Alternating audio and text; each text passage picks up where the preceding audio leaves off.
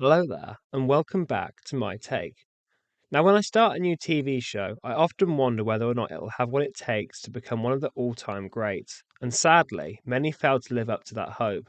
But one that is so far is Hulu's latest show, Shogun.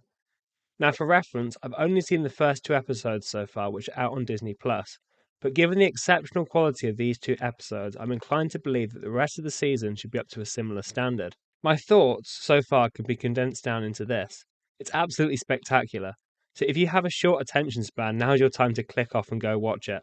For those of you still watching, however, in this video I'm going to provide a brief spoiler-free review based upon what I've seen so far, these being the first two episodes. The show is set in the year 1600, where British sailor John Blackthorne arrives in Japan for the first time, and in the process bringing the first Protestant Christians to Japan, leading to tensions with the Portuguese Catholics already occupying parts of the country and the Japanese leaders that they have converted.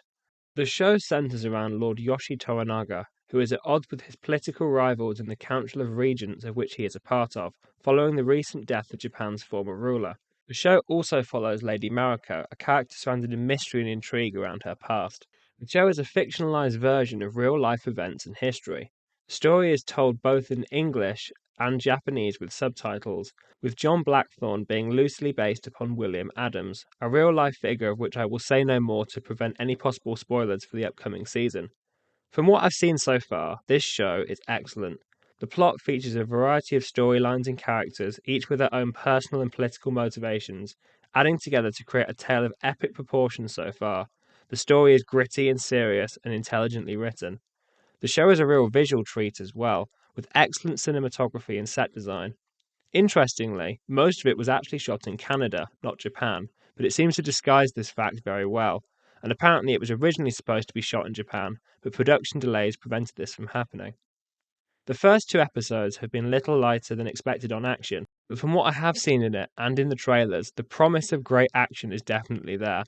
I bet this show will continue, as it has already, to get comparisons drawn to the early seasons of Game of Thrones for its mature writing, gritty tone, and political intrigue.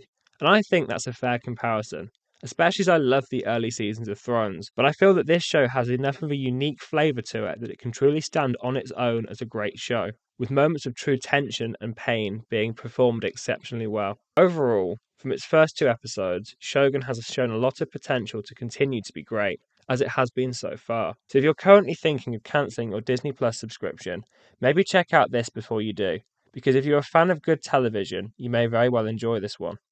If you've made it this far, thank you so much for watching, and stay tuned for more content coming soon, with both my thoughts on Dune Part 2 and my very, very overdue breakdown of Oppenheimer both on the way soon. Thank you.